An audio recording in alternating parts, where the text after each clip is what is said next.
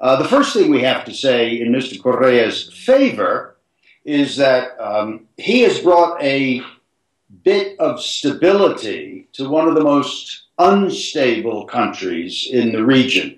Until he was elected just 4 years ago for the first time, Ecuador had 7 presidents in 10 years, most of them thrown out of office by popular uprising or military coup. So we've got to credit Correa at least with bringing some stability to Ecuador. Internationally, the picture gets extremely interesting for those of us interested in Latin America.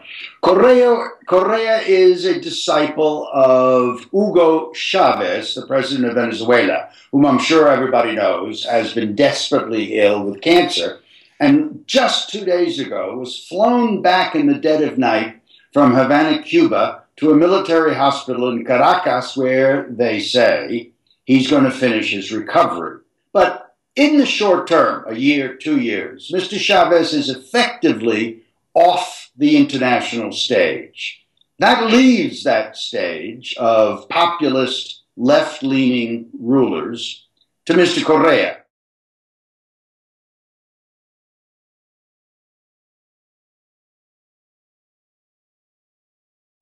Like the other populists on the left in Latin America, Correa has begun what he calls a revolution. There's nothing modest about these people. Chavez, as you know, was never modest. Correa isn't modest either. And they talk about the socialist revolution. Well, I'm not sure how socialist it is, but there's no question that Correa has instituted a series of economic measures that have aided the very poor in his country, and a couple of very interesting initiatives designed to reduce inequality. Latin America is the most unequal region in the entire world, and this is a scourge for many countries, and Correa has actually made significant progress in the last 4 years to reducing inequality in Ecuador.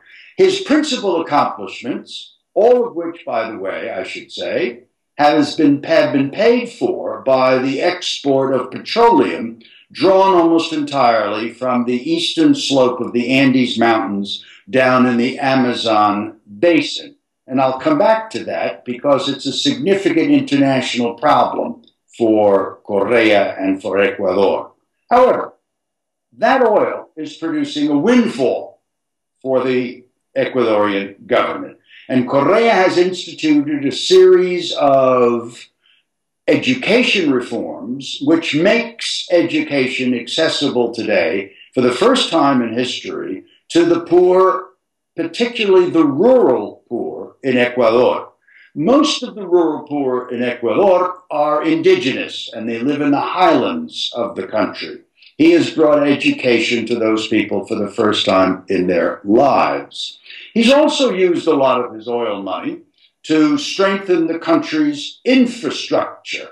And there are lots of new roads. Many of the roads in the altiplano, as it's called, in the mountains, have been repaved and improved upon so that the poor, the indigenous poor in the mountains, now have access through the road system, access to the markets, access to these new schools, and they are very much more included into Ecuadorian society.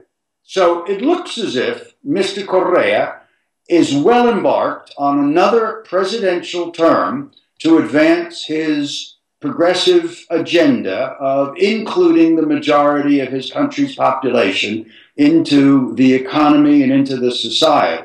Certainly he has won their electoral support.